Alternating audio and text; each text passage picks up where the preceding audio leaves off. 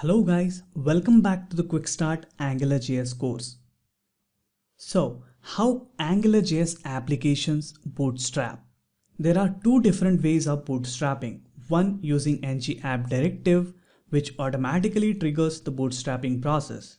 And in advanced cases, you can use manual way of bootstrapping. Let's see how automatic bootstrapping of AngularJS applications work in more details. Let's continue with the HTML file I have created in the last lecture. You can see I have added some additional markup in this file. This initial HTML file is called the template. We have ng app directive here which initializes our AngularJS application. I have also added a new directive called ng-init here in the body tag. Now let's understand this in more details. So when the DOM is loaded, AngularJS script file looks for the ng app directive. AngularJS creates the injector object which is responsible for creating and injecting dependencies. I'll explain dependency injection in more details later. The injector will then create the root scope object where we can keep our model values. Model is responsible for containing data of our application. So you can think of a root scope as a global variable in our application, and the data variables defined on this scope is accessible anywhere in the application. Injector also creates the compile service object which is responsible for compiling the static HTML template. Angular then compile the DOM using compile service starting the ng app root element, processing all the directives and bindings in the HTML. So, as in our HTML, we have one more directive coming along the way of compile service, ng-init directive. When ng-init directive's code will get executed, it adds the property named number of books in the root scope object created by ng app directive.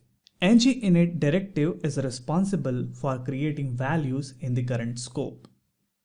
In this case, as the current scope is the root scope, the number of books property will be created inside the root scope object and it will have the value of 10. Okay, so further compilation finds the binding in the HTML written as double curlies. As explained previously, the expression inside these double curlies will be evaluated in the current scope. In our case, current scope is the root scope object and it has property named number of books created by ng-init directive. So this expression will be evaluated in the current scope and the value of number of books property will be used, which is 10. The final output of this compilation process will be dynamic DOM created by the Angular. They call it the view. Let's run the HTML and see the output in the browser. You can see the expression number of books plus million is replaced by 10 million. This is the magic done by Angular after compilation of static template to dynamic view. Okay, before concluding this lecture, I would like to cover one more directive which creates properties in the current scope. You can use this directive to create new models. Can you guess the name? It's ng-model. Let's add a text input element in our HTML, say with the label of number of books.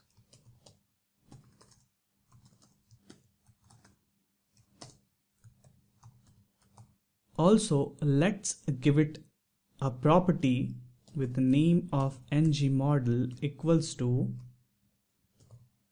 number of books. Okay, can you see the similarity here? I have given it the same name as we have used in ng-init directive. So what this ng-model directive does? ng-model directive also creates the properties in the current scope. So the current scope is the root scope.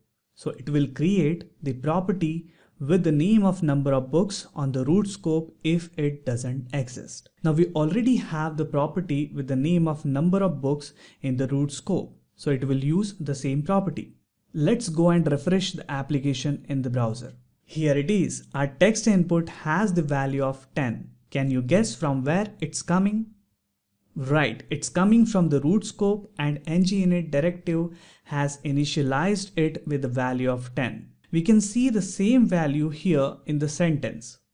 We have collection of 10 million books. So the property number of books created by ng-init directive is used by this input element as well as the double curlies having this expression here. Now here comes the real magic of Angular, the dynamic updates of model values. Let's try and input something into the number of books text input field. Great! As I'm changing the value of input field, the value is also getting updated in my sentence here. So you can see when the model or data changes, all those model values are getting updated in the view. And all of this is done automatically. I'm not doing any manual coding like we do in JavaScript or jQuery.